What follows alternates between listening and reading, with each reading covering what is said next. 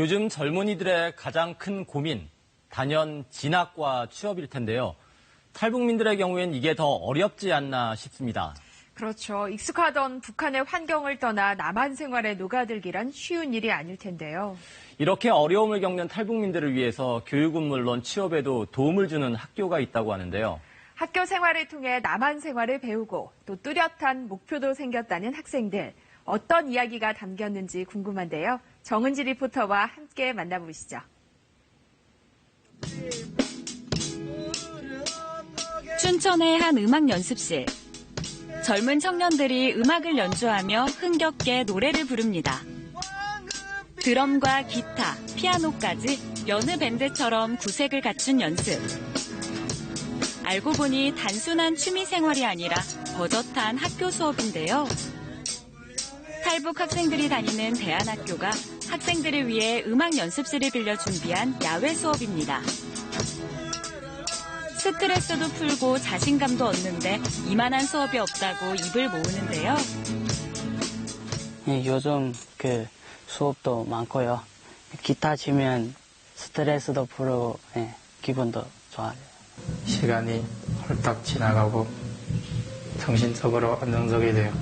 그리고 공부에 도움도 돼요. 같은 시간 탈북민 학교의 교실에서는 수학 수업이 한창입니다.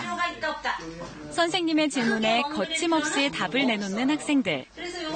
어려운 문제도 척척 풀어내는데요. 그런데 여기 세변의 길이가 주어질 때 주의점이 뭐라 그랬어 아까?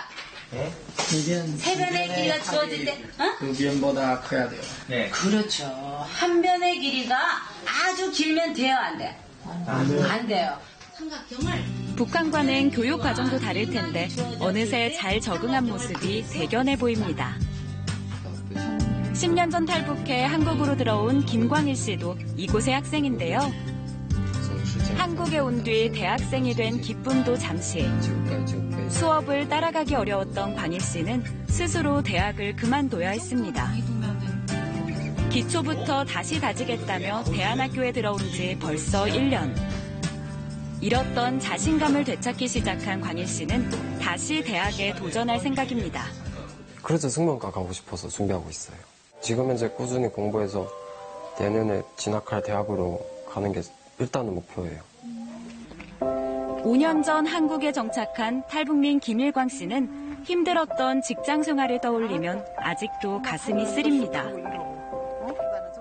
중학 검정고시를 통과한 뒤 회사 취업에 성공했지만 생소한 용어를 알아듣지 못해 직장에서 버티기 힘들었습니다. 연수 가서 필기 시험이라는 거 보는 거 있어요. 이제 필기 시험 보는데 외래어가 많이 섞여가지고 이제 외울 수가 없었어요. 그래서 한 2번인가 3번 떨어졌고 회사에 들어오니까 왜 떨어졌냐고 이제 물어봐서 왜 최선을 다해서 했는데 잘 안 됐다고 하니까 이제 거기서 그냥 한글 모르냐고 이제 그렇게 얘기하는 거예요. 그래서 기초부터 다시 공부하고 싶었지만 20대 후반에 적지 않은 나이 때문에 정규 교육 과정은 생각지도 못했던 일광 씨. 결국 다니게 된 탈북민을 위한 대안학교에서 새로운 배움의 길을 찾고 있습니다. 이제 고등학교 검정고시 보고 이제 취업에 대한 그 정보를 얻고 그리고 이제 내가 원하는 분야의 자격증이라든지 이제 그런 거 학교에서 따고 이제 그냥 내가 학교에서 얻어간 것만치 학교에다가 그냥 보답하고 싶습니다. 한국 사회 정착의 성패를 결정하는 정착 초기. 적응의 어려움을 겪을 탈북 청년들을 위해 설립한 대안학교.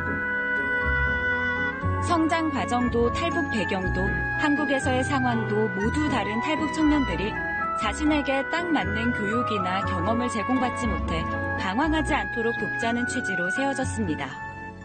맞춤형 교육이 되겠습니다. 첫 번에 이제 면접을 통해서 일단 진단 평가를 합니다. 그리고 그 눈높이에 맞게끔 교육 계획을 세워서 현재 공부를 시키고 있습니다.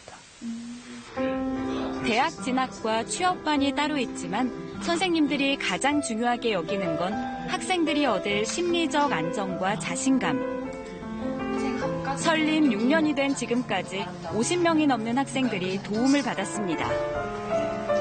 학생들의 기숙사 생활을 지역사회와 기업이 후원하기도 했습니다.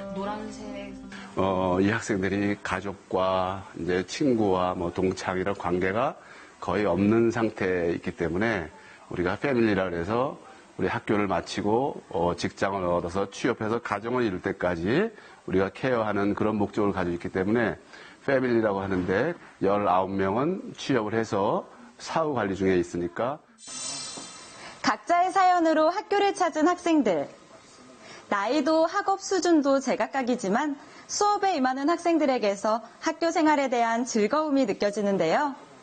수업이 끝난 뒤에도 학생들의 배움을 향한 열정은 식지 않습니다. 학생들이 일과를 마친 저녁 시간, 기숙사에 특별한 손님이 찾아왔습니다. 간장이랑 후라이드랑 양념으로. 학교를 졸업한 뒤 취업에 성공한 선배들이 후배들을 응원하기 위해 기숙사를 찾은 건데요. 학교 생활하면서 거쳐온 시기를 좀 후배들이 오고 있다고 생각했기 때문에 그래서 그 시기에 제가 잘못 골았던 그런 부분들에 대해서 충고 좀 해주고 싶었고요. 아마 좀 좋은 일자리도 갖고 좀 잘 됐으면 하는 바람에 애들 찾아뵈서 좀 맛있는 것도 사주고 가러 왔습니다.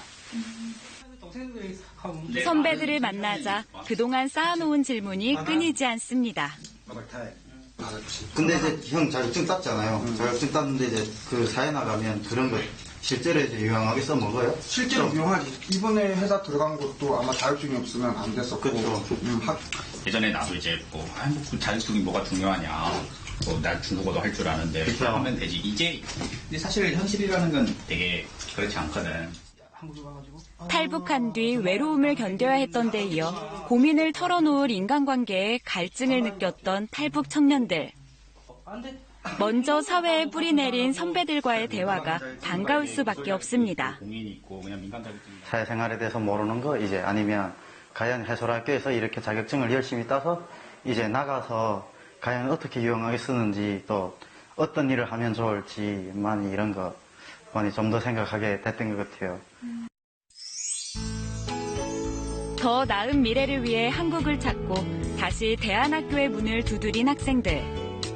쉽지 않은 과정이지만 자립할 수 있다는 희망으로 노력을 멈추지 않습니다. 더 많은 북한 이탈 청년들이 찾아와서 정말 이곳에서 자기 꿈을 찾고 자기가 하고 싶은 것을 명확하게 발견해서 자신의 역량을 펼칠 수 있는 리더로서 잘 성장했으면 하는 바람입니다. 네.